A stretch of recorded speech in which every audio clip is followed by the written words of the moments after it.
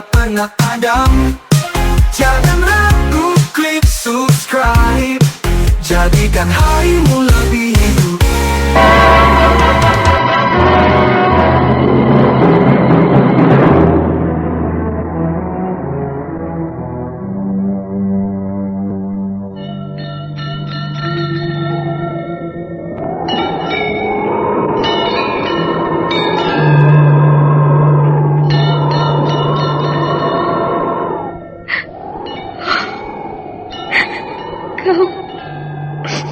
Kau tersesat, Ayu.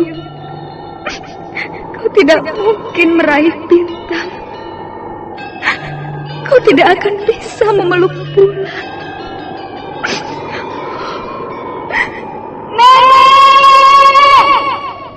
Nenek Raga Runting! Ayu! Ayu!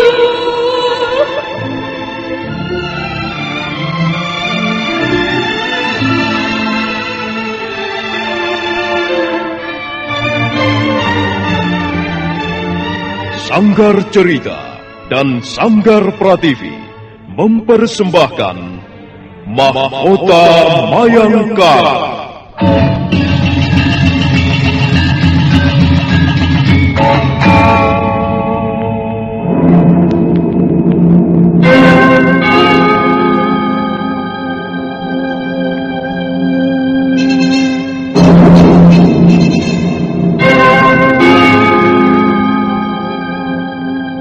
Cerita ini lanjutan dari Tutur Tinular. Kisah berlangsung pada zaman pemerintahan Prabu Jayanegara atau Kala Gemet, Raja Majapahit yang kedua.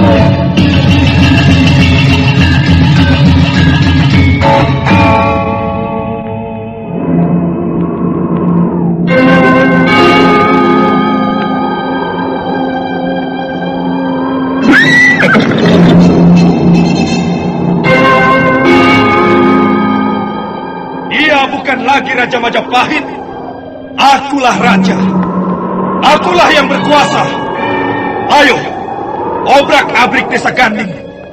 Tangkap Jayanegara. Tangkap Jayanegara.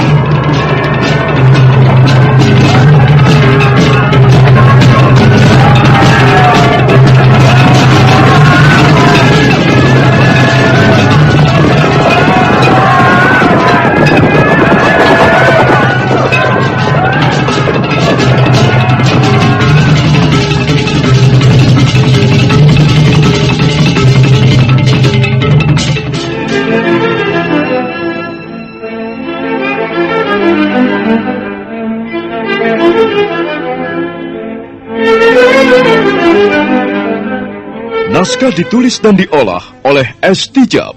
Hiasan musik dan sutradara C. Ispriyonoka. Kali ini mengetengahkan episode ke-10 dengan judul Pendekar Bunga Putih.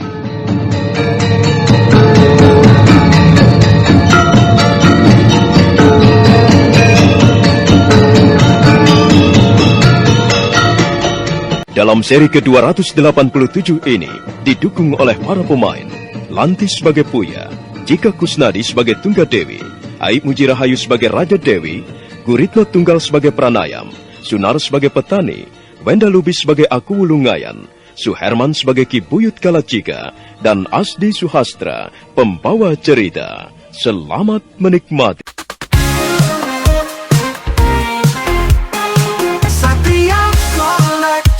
Bawa hiburan dengan gaya yang tak pernah padam. Jangan ragu, klik subscribe, jadikan harimu lebih hidup.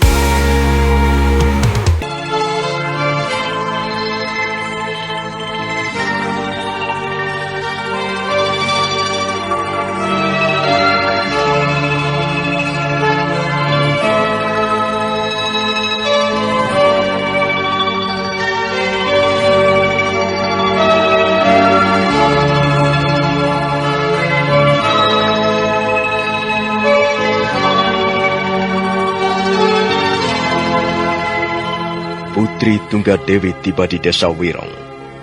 Wirong adalah nama sejenis pohon. Putri Tunggadewi dan Putri Raja Dewi memutuskan untuk hidup dalam penyamaran. Mereka pun merubah nama.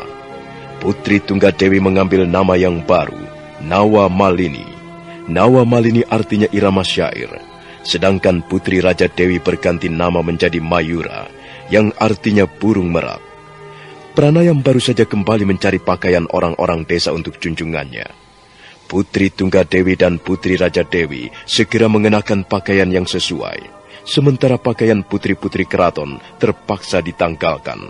Waduh, Tuan Putri, hamba hampir saja tidak mengenali Tuan Putri berdua. Itu akan lebih bagus, Buya. Yunda, aku belum biasa mengenakan pakaian seperti ini. Nanti, lama-lama kau akan biasa juga, Dinda. Setiap orang membutuhkan waktu untuk menyelesaikan diri dengan perubahan-perubahan, Dinda. Nah, Paman Pranayam. Iya, Tuan Putri. Mulai sekarang, kau tidak boleh memanggilku dengan sebutan Tuan Putri.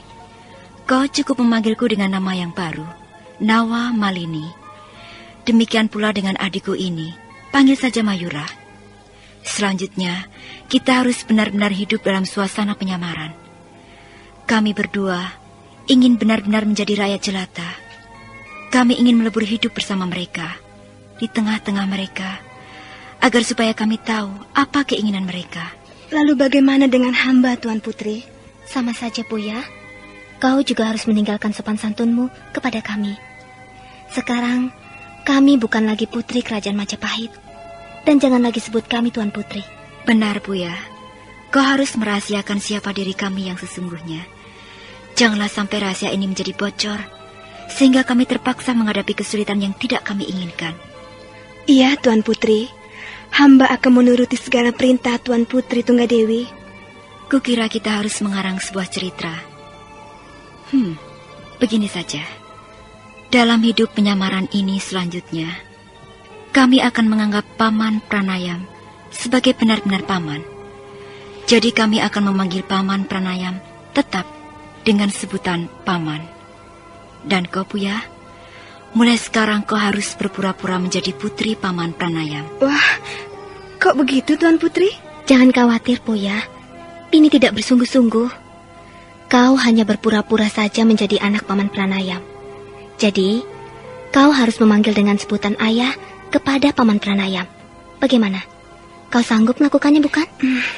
Baiklah, Tuan Putri Raja Dewi. Hamba akan mencobanya. Mudah-mudahan saja hamba tidak pernah salah menyebut. Bukankah begitu, Ayah? Bagus, Buya. Sepertinya kau cukup pantas menjadi putri Paman Pranayam. Ya, saya kira cukup. Bagaimana, Paman? Kita lanjutkan lagi perjalanan? Silahkan, Tuan Putri. Mengapa Ayah masih menyebut Tuan Putri?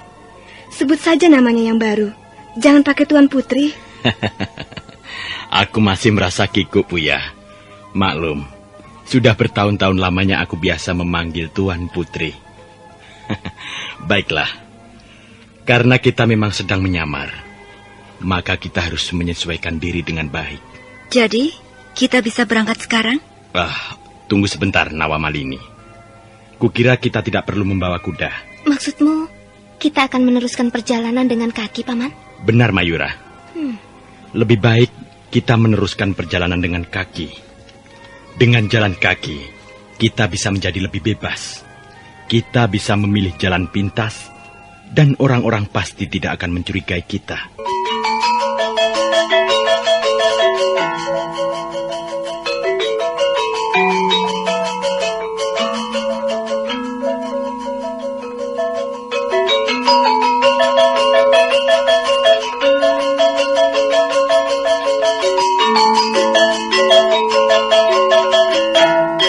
Putri Tunggadewi, Putri Raja Dewi, Bekal Pranayam dan Buya akhirnya meneruskan perjalanan dengan berjalan kaki.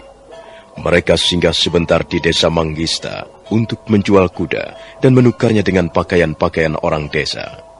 Setelah itu mereka meneruskan perjalanan ke arah barat. Kadangkala mereka berhenti di bawah pohon sebentar untuk istirahat, kemudian berjalan lagi sampai akhirnya mereka tiba di desa Kalih Asem. Mereka menghampiri seorang petani yang sedang bekerja di ladang.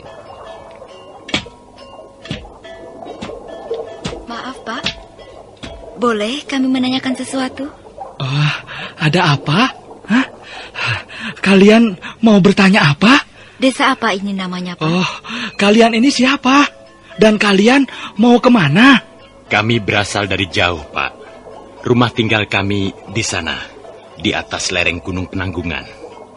Kami sedang mencari sanak saudara kami yang belum lama pergi meninggalkan desa, Pak. Kami tidak tahu dia pergi kemana. Wah, aneh sekali. Tapi baiklah, kalau kalian ingin tahu. Sekarang ini kalian berada di desa Kalih Asem. Oh, lihat Buya, indah sekali bukit itu. Ya, bukit itu namanya Bukit Pinduhur.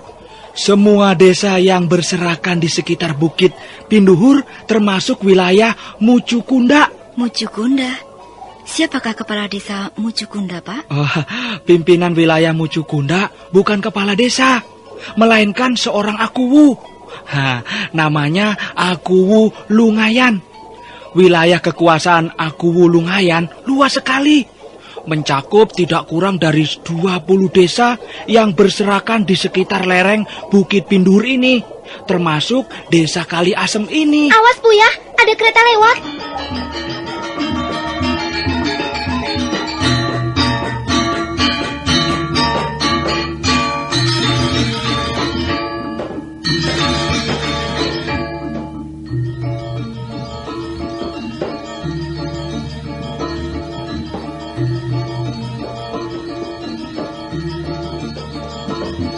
Pembicaraan mereka dengan petani setengah tua itu terpotong karena mendadak dari ujung jalan muncul sebuah kereta yang dikawal 10 orang penunggang kuda. Tunggadewi menggamit lengan adiknya, membawanya ke pinggir, sementara Pranayam dan Puya berdiri berjajar di belakang mereka.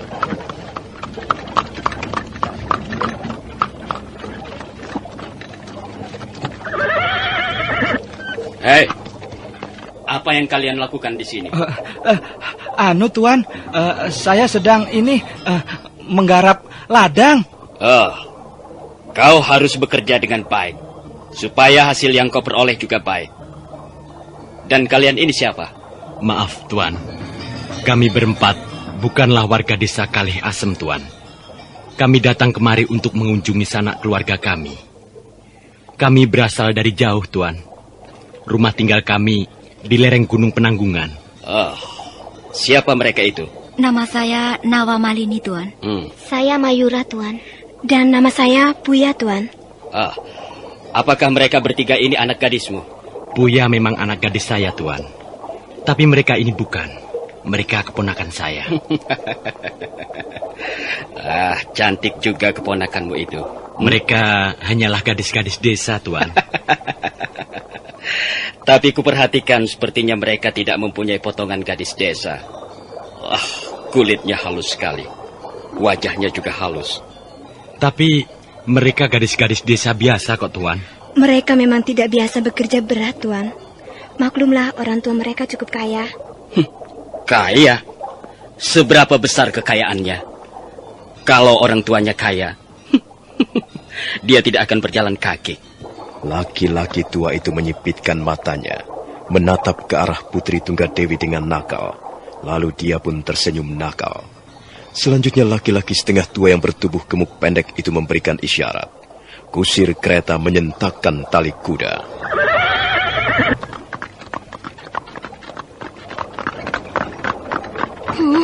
Sombong sekali orang itu. Awas, jangan berkata-kata sembarangan. Dia itulah sang Akuwu Lungayan.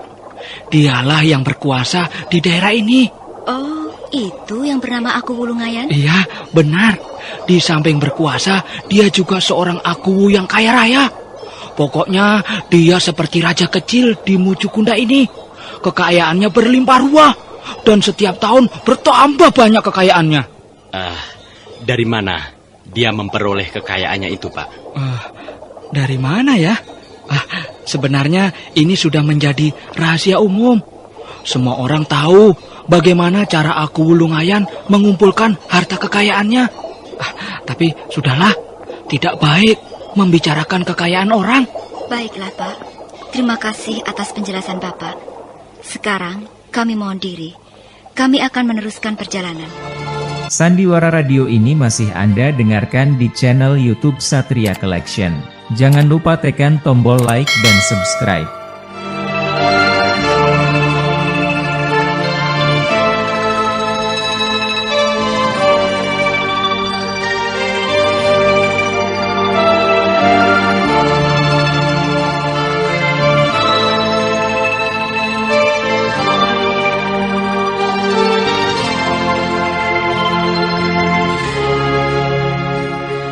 Putri Tunggadewi meneruskan perjalanannya. Mereka terus berjalan menyusuri tepian sungai. Akhirnya mereka tiba di desa Pedanten pada saat malam telah turun. Desa Pedanten bersebelahan dengan desa Kalih Asem. Pedanten adalah nama sejenis tanaman bunga yang banyak tumbuh di tepian sungai. Dan sungai itu pun juga dinamakan Sungai Pedanten. Paman, kita harus mencari tempat bermalam. Benar, Tuan. Maaf. Saya masih sering kali lupa. Jangan sampai lupa, Ayah. Mereka berdua sekarang ini sudah menjadi keponakanmu. Kau tidak perlu bersopan santun di depan mereka. Seperti ketika masih di istana Majapahit. Iya. Kita harus segera mencari tempat untuk bermalam, Nawa Malini. Oh, lihat Paman. Ada orang-orang membawa obor. Sepertinya sedang terjadi sesuatu, Mayura. Sepertinya mereka sedang mengarak seseorang, Ayah. Coba, mari kita lihat. Tapi hati-hati, kita tidak perlu mendekat. Kita intip saja mereka dari tempat tersembunyi.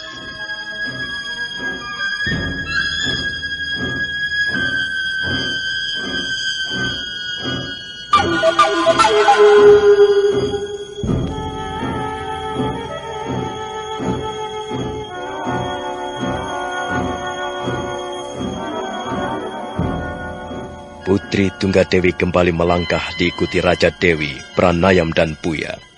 Mereka segera mencari tempat yang aman untuk mengintai. Dari jarak yang cukup jauh, mereka dapat melihat seorang laki-laki tua diikat di bawah sebuah pohon rindang. Sementara itu, 10 orang laki-laki berbadan tegap mengerumuninya. Salah seorang di antara mereka membawa sebuah cambuk. Lihat, Paman. Barangkali mereka menangkap seorang pencuri. Kasihan laki-laki itu, Ayah. Mau diapakan dia? Mereka menyiksa laki-laki tua itu, Paman. Lihatlah, mereka mencambukinya. Awas Mayura. Tundukkan wajahmu. Jangan sampai mereka melihat kita di sini.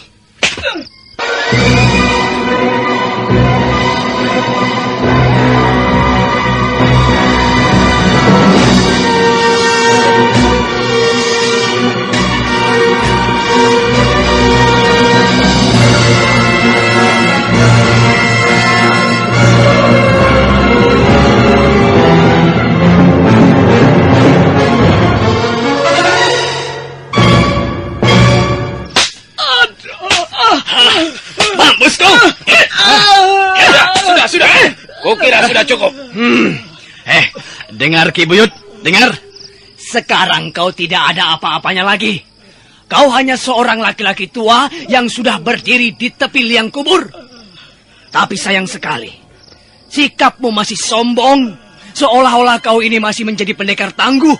Yang sombong itu siapa? Aku apa kalian? Sudah. Tutup mulutmu itu, ha? Atau cambukku ini akan bicara lagi, ha?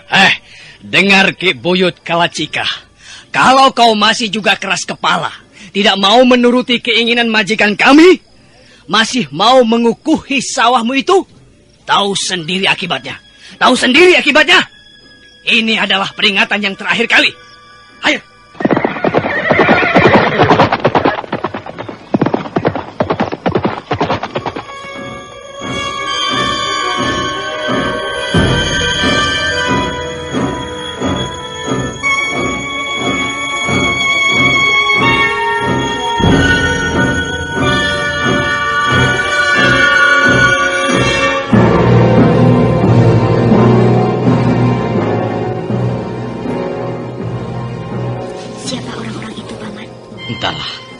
Tapi sepertinya mereka sudah biasa berlaku kasar.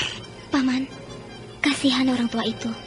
Lihatlah, nampaknya dia luka-luka karena cambukan itu. Kejam sekali. Orang kok dicambuk seperti sapi.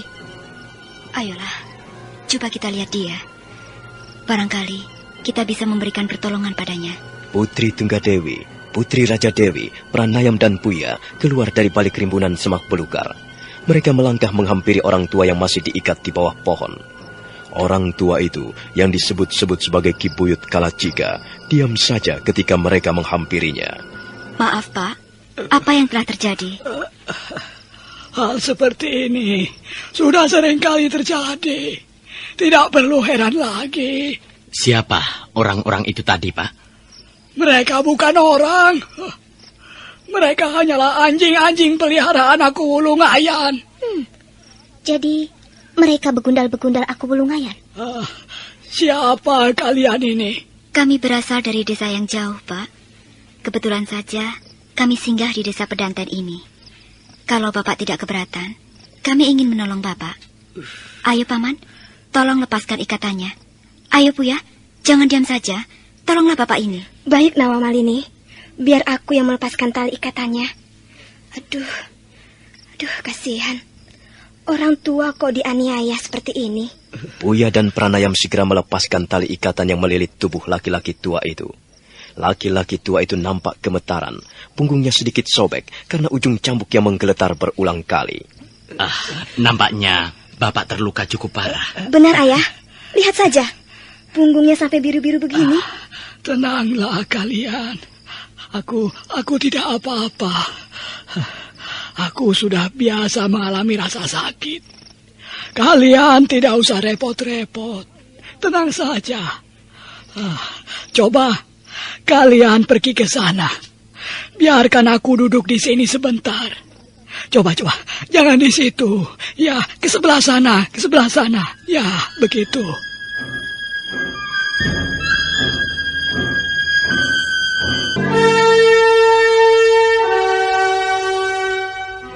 Laki-laki tua itu kemudian duduk bersila dengan tenang.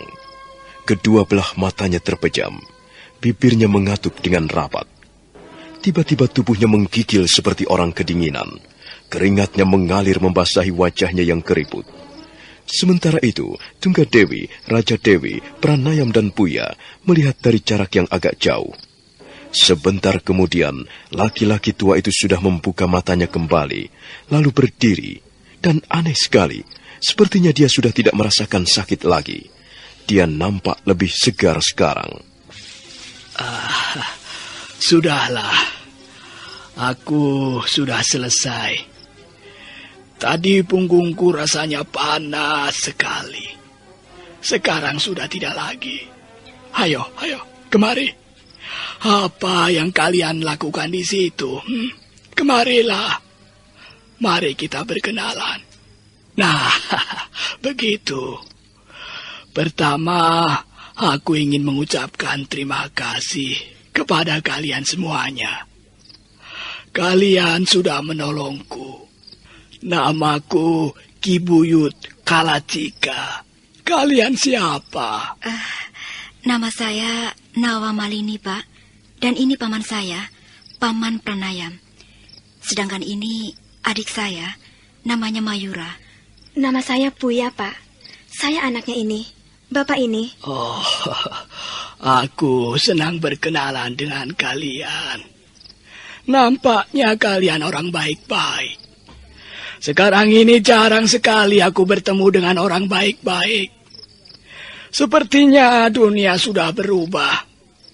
Dunia sudah hampir penuh berisi orang-orang yang berhati busuk, serakah dan tengik. Nampaknya Ki Buyut seringkali dikecewakan orang. Bahkan anak saya sendiri sudah berkali-kali mengecewakan saya. Setelah menjadi tua begini, saya memang seringkali kecewa. Rasanya perjuangan saya dulu ketika saya masih muda dulu hampir tidak ada artinya sama sekali. Oh ya, kalian ini sebenarnya mau kemana? Kami sebenarnya orang-orang yang sedang mengalami kesusahan, Ki Buyut. Desa kami dilanda bencana alam. Kami kehilangan rumah tinggal dan sebagian sanak saudara kami menjadi korban bencana alam itu. Sekarang kami terpaksa pergi meninggalkan desa kami. Kami sendiri tidak tahu mau pergi kemana.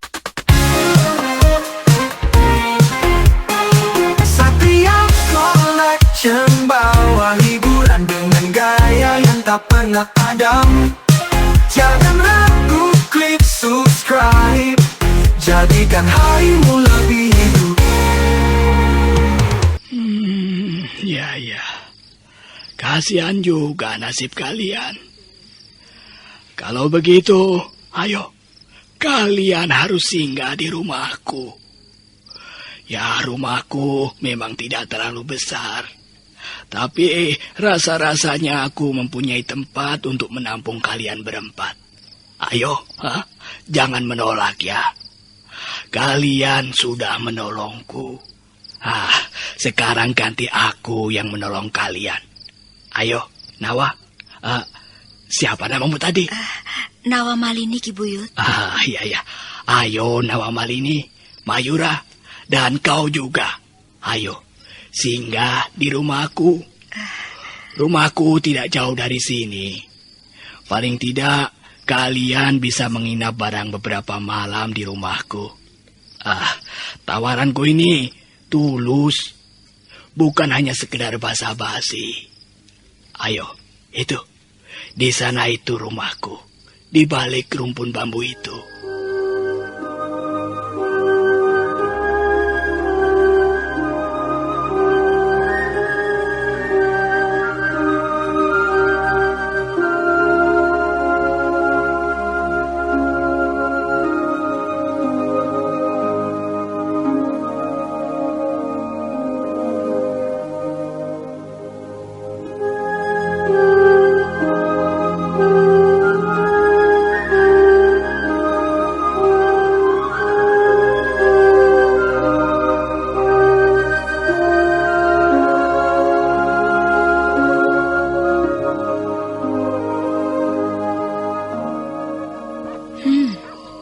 Jadi desa ini namanya Pedanten?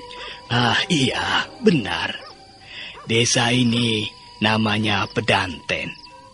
Di sebelah timur desa ini mengalir sebuah sungai yang airnya sangat bening. Sungai itu namanya juga Sungai Pedanten. Bukankah ada sejenis tanaman bunga yang bernama pedanten, Ki Buyut? Ya, memang ada. Bunga seperti itu banyak tumbuh di desa ini. Kalau besok kalian berjalan-jalan menyusuri tepian sungai, kalian akan banyak melihat bunga-bunga pedanten mekar berkembang. Paman, aku belum pernah melihat bunga seperti itu. Maaf, Ki Buyut. Ki Buyut masih belum menjelaskan mengapa orang-orang itu tadi sampai menyiksa Ki Buyut. Itu memang sudah pekerjaan mereka sehari-hari. Mereka itu bekundal-bekundal aku Lungayan. Jumlah mereka cukup banyak. Mungkin lebih dari 40 orang. Ya, setiap hari mereka berkuda berkeliling desa. Mondar-mandir ke sana kemari untuk mengambil keuntungan-keuntungan yang tidak adil. Apa maksud Ki Buyut? Maksudku begini, Nawa Malini. Aku Lungayan itu seperti raja kecil saja.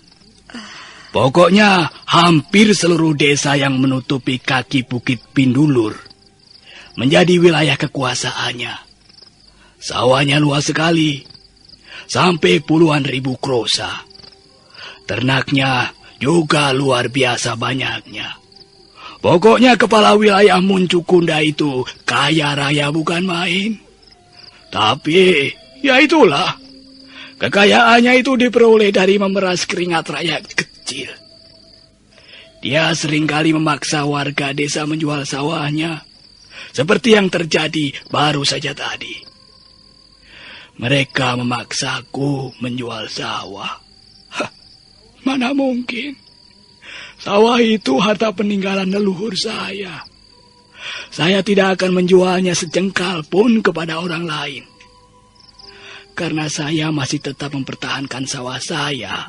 Nah, begundal-begundal itu tadi marah. Tapi biar saja marah. Bagaimanapun juga, saya tidak akan melepaskan lahan penghidupan saya sebagai petani kecil. Pimpinan wilayah seperti aku Wulungayan itu tidak pantas menjadi panutan. Rakyatnya pasti akan menderita karena keserakahannya. Ya, sekarang ini warga desa Pedanten, Kalih Asem, Sungiri, dan yang lain-lain sudah cukup menderita. Kepala desanya sendiri ikut menambah penderitaan rakyatnya. Dulu saya juga kepala desa di sini, di desa Pedanten ini.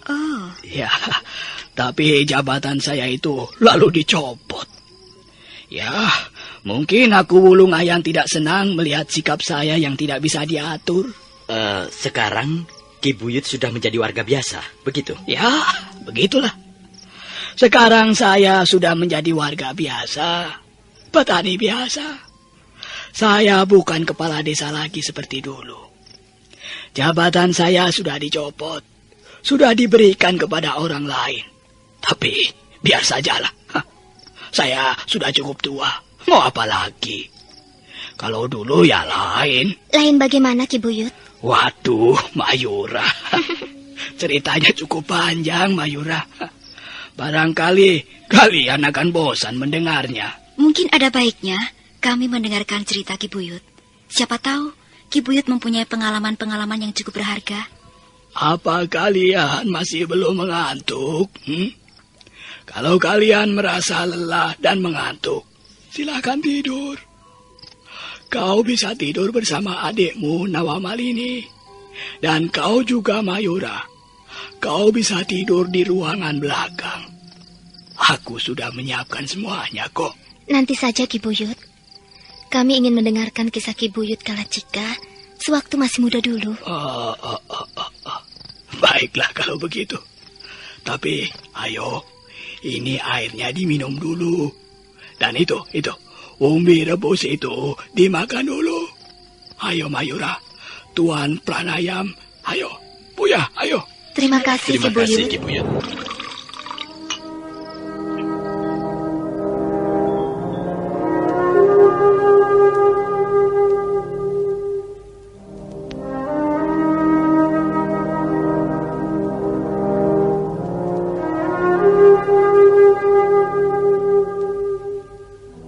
Oh, jadi Ki Buyut dulu seorang pendekar ya? Oh iya. Aku ini bekas seorang pendekar. Aku mempunyai anak buah cukup banyak. Lebih dari 50 orang. Tapi sekarang kumpulanku sudah bubar. Anak buahku sudah pergi entah kemana. Apa saja pekerjaan Ki Buyut sebagai pendekar? Pekerjaanku hanya satu, Buya. Merampok. Merampok?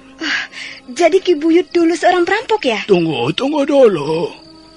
Kalian pasti tidak senang mendengar aku bekas perampok, bukan? Tapi tunggu dulu. Aku memang pernah menjadi gembong perampok terkenal. Dan sebagai gembong perampok, dulu aku terkenal dengan sebutan pendekar jana pria. Kalian tahu artinya kan jana pria? Jana pria artinya dicintai orang-orang kecil. Nah, di sini letak perbedaannya. Sekalipun aku menjadi gembong perampok, tapi aku dicintai rakyat kecil. Bagaimana bisa begitu, Ki Buyut? Biasanya, perampok itu pekerjaannya mengganggu ketentraman desa. Dia selalu datang untuk membuat keonaran dan kerusuhan. Ya, biasanya memang begitu. Tapi aku tidak. Aku lain. Mengapa lain, Ki Buyut? Begini, Mayura. Aku merampok bukan untuk membuat perutku kenyang sendiri sampai meletus. Juga bukan untuk membuat anak buahku kaya raya bagaikan raja-raja kecil. Bukan itu tujuanku. Aku mendirikan perkumpulan rampok justru untuk menolong rakyat kecil. Kawulo-kawulo alit yang hidup terjepit. Nah, lain kan? Katakanlah aku menjadi gembong perampok budiman. Sudahlah. Kalian pasti kurang tertarik mendengar cerita seperti ini. Tidak, Ki Buyut. Justru kami merasa sangat tertarik dan terkesan. Memang aneh sekali kedengarannya. Seorang gembong perampok yang dicintai rakyat kecil karena mempunyai tujuan yang luhur. Baru pertama kali ini aku mendengarnya. Lalu, siapa saja yang menjadi korban-korban perampokan itu, Ki Buyut? Satria Collection bawa hiburan dengan gaya yang tak pernah padam. Jangan ragu, klik subscribe, jadikan harimu lebih hidup. Ya, kami memang memilih korban. Kami tidak sembarangan merampok. Kami hanya merampok kepala-kepala desa yang kaya raya, yang kikir dan tamak, yang loba dan serakah. Kami datang berkuda pada malam hari dengan senjata terhunus. Kami bertarung dengan bekundal-bekundal kepala desa itu. Kami buat mereka lari tunggang langgang. Dan akhirnya kami rampas harta benda kepala desa itu. Kemudian kami bagi-bagikan kepada rakyat yang hidupnya melarat serta menderita. Oh, menakjubkan sekali. Tapi, apakah Ki Buyut tidak pernah mendapat kesulitan selama menjadi pimpinan perampok budiman? Ya, kesulitan itu selalu ada, Nawa Malini. Tapi kami tidak pernah gentar menghadapi kesulitan seperti apapun. Sebab apa? Sebab rakyat kecil ada di belakang kami. Ya, soalnya kami berjuang untuk kepentingan mereka kok. Hasil rampokan itu tidak kami makan sendiri. Bahkan kami hanya mengambilnya sedikit saja. Ya, untuk sekedar hidup. Nah, begitulah. Begitulah kisah seorang perampok budiman yang terkenal dengan sebutan Jana Pria. Sekarang kalian bisa melihat sendiri seperti apa orangnya. Sekarang orangnya sudah jompo, sudah tua renta, sudah tidak bisa berbuat banyak lagi. Dan sudah selesai kisah saya ini. Mengapa Ki Buyut sekarang tidak merampok lagi? Bukankah masih banyak warga desa yang hidupnya terlantar? Apakah Ki Buyut sudah tidak merasa iba lagi pada mereka? Bukan begitu, Buya. Bagiku sekarang ini zaman malang melintang sudah berlalu. Lagi pula, apa yang bisa saya lakukan sendirian? Anak buahku sudah bubar semua.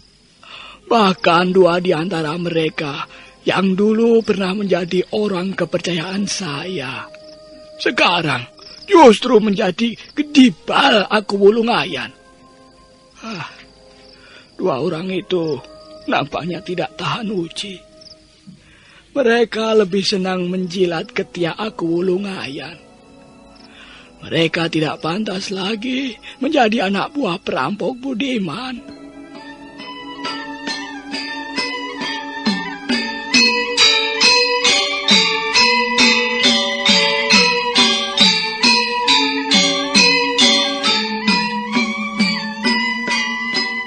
Maka demikianlah Putri Tunggadewi, Putri Raja Dewi, Pranayam dan Puya tinggal di rumah Ki Buyut Kalacika, bekas kepala desa Pedanten. Nampaknya Ki Buyut Kalacika sendiri tidak keberatan rumahnya bertambah penghuni. Bahkan dia merasa gembira karena memperoleh teman-teman yang dianggap cocok. Pagi harinya, Putri Tunggadewi dan Putri Raja Dewi setelah membersihkan tubuhnya di pancuran air, pergi berjalan-jalan. Mereka melangkah menyusuri jalan setapak di belakang rumah Ki Buyut Kalacika. Lihat Yunda. Indah sekali desa Pedanten ini. Udaranya pun cukup sejuk. Kau lupa, Raja Dewi. Mengapa kau masih memanggilku dengan sebutan Yunda? Tidak apa-apa Yunda. Kita kan hanya berdua saja. Kecuali kalau di depan orang lain, barulah kita bermain sandiwara. Sekarang kan tidak ada siapa-siapa, Yunda. Tapi kita harus selalu waspada, Dinda. Rahasia penyamaran ini harus kita pertahankan sampai suatu saat nanti. Pada saat kita sudah tidak lagi menjadi dua orang pelarian. Yunda, rasanya nyaman sekali hidup di luar istana. Iya. Kita bisa bebas menghirup udara segar. Kita bisa melihat orang-orang. Kita bisa menikmati pemandangan yang indah. Wah, lihat Yunda. Alangkah indahnya lereng Bukit Pinduhur. Alangkah cerahnya pagi ini. Aku merasa sangat bahagia, Yunda. Aku merasa sangat terkesan melihat pemandangan alam seindah ini. Aku lebih terkesan melihat pribadi Ki Buyut Kalacika, Dinda. Yunda, bagiku orang tua itu nampak sedikit aneh. Dia orang tua yang banyak pengalaman. Kukira dia mampu bersikap bijaksana di hari tuanya, Dinda. Hei, Yunda Tunggadewi, lihat. Benar, ada sebuah sungai mengalir di sana. Ayo kita pergi ke sana, Yunda. Sepertinya airnya bening sekali. Yunda Tunggadewi, apa yang Yunda pikirkan? Aku sedang memikirkan keadaan negeri kita ini, Dinda Raja Dewi. Ada apa dengan negeri kita, Yunda? Semua orang tahu, negeri kita subur makmur, gemah ripah loh Cinawi. Negeri Majapahit ini kaya raya, Dinda. Hasil buminya melimpah ruah sepanjang tahun. Tapi sayang sekali, sekarang aku menyaksikan sendiri dengan rasa setengah tidak percaya. Dinda. Iya, Yunda. Selama ini kita tinggal di lingkungan istana. Kita hidup serba mewah, tidak kekurangan apapun juga. Tapi sebenarnya, sekali para kaula yang hidupnya terlantar. Ya, menurut cerita Ki Buyut Kalacika, masih banyak para kaula yang hidup menderita di bawah tekanan-tekanan penguasa setempat. Aku Wulungayan itulah contohnya. Mungkin masih banyak penguasa-penguasa lain yang sikapnya seperti aku Wulungayan. Mereka hanya mencari kesenangan sendiri, mengenyangkan perut sendiri, menumpuk harta benda sendiri, tanpa memikirkan kesejahteraan rakyat banyak. Tapi bagaimana caranya bisa merubah keadaan seperti ini, Yunda? Orang-orang seperti aku Wulungayan itu pasti akan mempertahankan apa saja yang sudah dianggap menjadi haknya, Yunda. Mana mungkin mereka mau merubah cara hidupnya? Mana mungkin mereka mau membagi harta kekayaannya kepada orang-orang miskin, Yunda? Kupikir petualangan Ki Buyut Kalacika sebagai perampok budiman perlu dihidupkan kembali, Dinda. Apa maksudmu, Yunda? Sekarang kita sudah hidup di tengah rakyat jelata, Dinda. Kita bisa melihat sendiri seperti apa penderitaan mereka itu. Dan kita bisa belajar banyak dari apa yang kita lihat di tengah-tengah mereka. Sudah sepantasnya kalau kita berbuat sesuatu untuk menolong mereka. Sandiwara Radio ini masih Anda dengarkan di channel YouTube Satria Collection. Jangan lupa tekan tombol like dan subscribe. Putri Tunggadewi dan Putri Raja Dewi meneruskan langkah-langkahnya. Mereka menyusuri jalan setapak dan akhirnya mereka tiba di tepian sungai. Nah, bagaimanakah kisah selanjutnya? Apa yang akan mereka alami selama tinggal di desa Pedanten? Saudara pendengar, silahkan menunggu seri berikutnya. Sampai jumpa.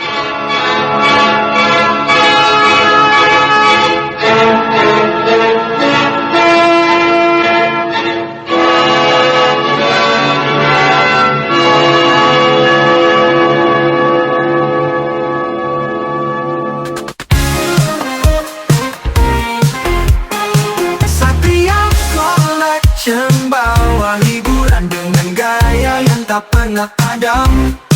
Jangan ragu, klik subscribe.